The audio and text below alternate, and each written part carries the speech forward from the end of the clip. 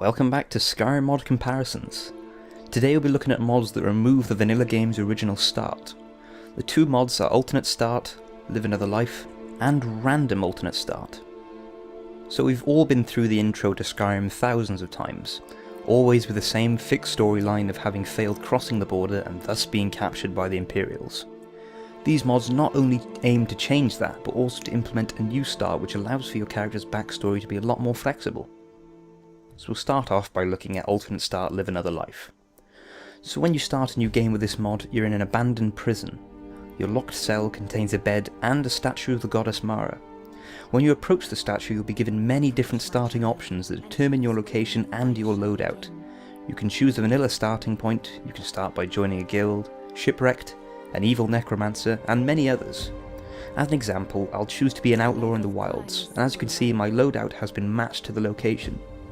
The great thing about this is that you can forge a backstory for your character and determine what kind of quest to take and path to follow. It can also provide a challenge if you're using survival mods like Frostfall, where surviving a shipwreck in icy cold water will be quite hard.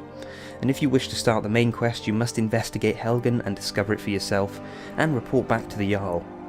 This makes the game very dynamic and gives you a lot of choice regarding your character's story and origins. So now we'll move on to random alternate start, which is in a sense a simpler mod. This mod starts with the options of different loadouts, similar to older games where you would choose your character's class. And there are a total of 21 different starting loadouts, all with what the author describes as semi-random items. Once you've chosen it, you'll be thrown, as the mod title suggests, to a random place. There are almost 500 different locations that you could be sent to, which makes sure you won't start in the same place twice. This basically rolls the dice for your character. You could start anywhere, from a lair deep below the surface to the highest mountains above the world, and this once again makes your game very dynamic and full of choices.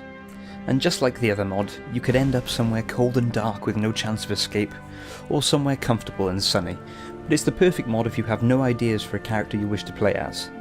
Perhaps where you end up will give you a very interesting backstory. And that's pretty much both the mods. Personally, I prefer the first mod, and this because it lets you choose your starting point, which could help with choosing what kind of character you wish to play as. And the second mod is still a lot more varied. With the first mod you can still run out of starting options, or maybe none of them are to your liking.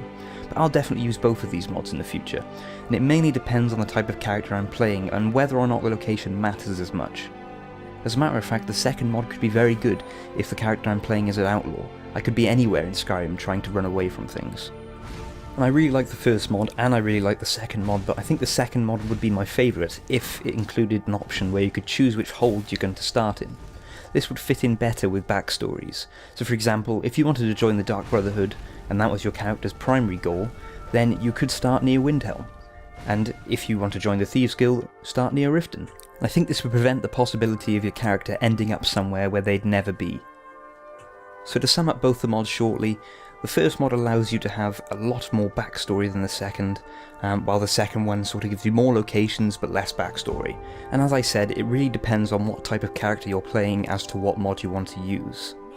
So that's pretty much it for this video. I'd like to hear your thoughts in the comments, which one you prefer, if you used them in the past, and yeah, I'll see you in the next video.